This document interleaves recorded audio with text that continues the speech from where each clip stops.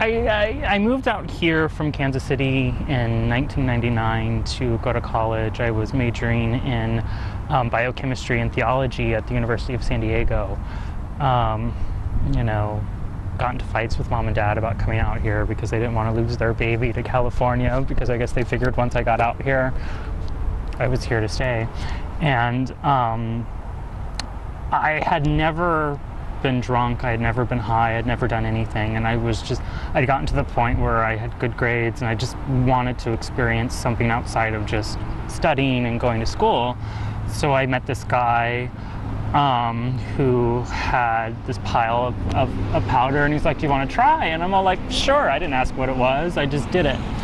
And that was when my crystal meth addiction started, and from there, it wasn't shortly thereafter that I tested positive for HIV, because, with using meth came, having sex with I don't know how many hundreds of people, and, not using condoms.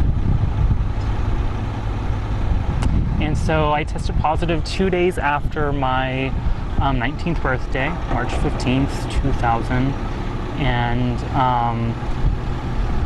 I kind of knew, because I knew what my behavior was and what I was doing, and so I wasn't shocked. And then at that time, they brought in the person that gave you the test, a doctor, a grief counselor. So when 7 people file into the room, you kind of know you don't need 7 people to tell you that you're negative.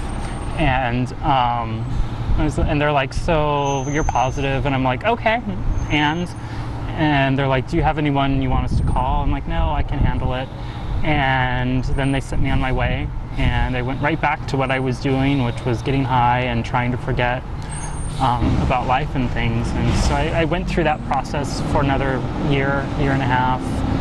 And then I got sober and started taking care of myself, and started getting involved in the community and trying to help people not have the same mistakes in life that I did. I go to Mass every once in a while. I'll go to Good Friday, Stations of the Cross, and Ash Wednesday, and sometimes I'll do something, else, because growing up Catholic in a very religious Catholic family that's still very much religious, even though they're not crazy like conservative religious, it's still, it was a large part of my life, and it's still a place that sometimes I can go to feel connected to, especially my grandparents or some members of my family that I was close to that I'm no longer around. I do definitely believe that there's something greater than us. Sometimes I go more towards like a Hindu thing where we're all connected and part of the divine, but there's definitely, I know there's something greater, whether it's all of us combined creating a greater life force or something. I don't think it's directly involved in our personal lives, but I do think it's part of every one of us, and definitely the reason why some people feel driven to do certain things. My new thing now is, I was talking to a friend of mine that is a practicing Hindu, and how Ganesh, the Lord of Obstacles, places obstacles in your life either to challenge you and make you grow, or removes obstacles to make your life easier. So, I think that's a better way to look at things. Some people pray that God changes their life, or whatever it is they're praying to makes their life easier or better, but sometimes maybe what you're going through is what you're supposed to be learning. And I think living with HIV, and I remember when I was still at USD when I found out that I was positive, and for whatever reason, the first person I told was my organic chemistry professor. This little fiery, and it's been a theme, a lot of people have restated that, but she was the first to say, God places obstacles in your life to challenge you and make you grow. And I don't know if I would be as dedicated to making trying to make a positive impact in society if I didn't have to overcome this obstacle. I don't really know if I would be a sister today, or even involved in the gay community the way that I am today, if it wasn't for becoming positive, because a lot of people my age aren't involved, because being involved is what happens when you're 35 or 40, not when you're 24 when I started, you know. So it kind of in a way forced me to grow up faster and really take a look at what I was contributing to society. I mean, at the time I was on Ryan White and ADAPT, so I was getting a handout, so I had to find a way to, you know, pay it back. Well, my ex and I, we met on some site, hookup site of some form, and come to find out we had the same doctor.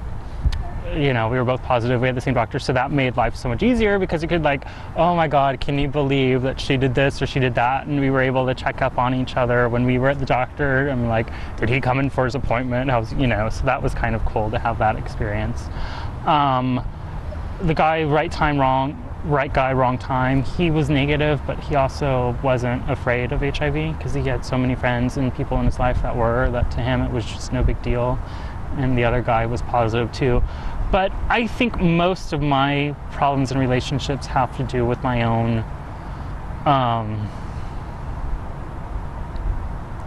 insecurities. I know it probably baffles people's minds to, you know, if they see me out, to know that like I'm horribly insecure, neurotic. I think almost everyone hates me. I mean, most of my issues in relationships deal with me not thinking I'm good enough for somebody than anything else. Because somebody not wanting to date me because I'm positive, that's no big deal, you know.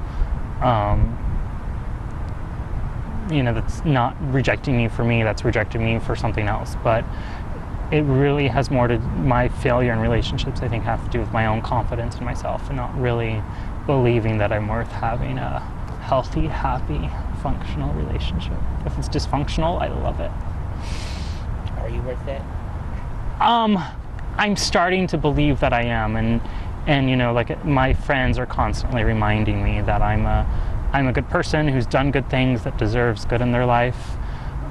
Going back to school, I had no idea how much more confidence I would have in just getting up and doing something every day. You know, I've been unemployed for almost 2 years now. And you don't realize that not getting up and not having anything to do takes such a toll on your confidence and your ability to believe in yourself. But getting up and going to school and having something to do has really, I've noticed in my own self a change in confidence and who I am. I mean, this was the first time I've been to Pride in 3 or 4 years as a boy that I had people go, "Hey cutie," as I walked by, which when I was going through my depression, I think people could see that I was in a bad mood and they would stay away. But now, I mean, and I had only been in school for 2 weeks. So imagine after a year and being back in work, how much more confident I'll be, and maybe how much better I'll be for a relationship. I mean, because after 11 years, I think I've gotten used to my status. If somebody isn't okay with it, then, you know, I don't need that in my life, and it's not really a loss.